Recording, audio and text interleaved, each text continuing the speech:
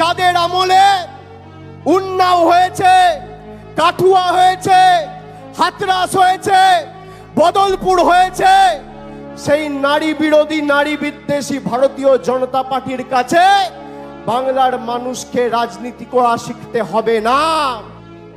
উত্তরপ্রদেশের মুখ্যমন্ত্রীর নাম কি? যোগী আদিত্যনাথ, ডবল ইঞ্জিন সরকার।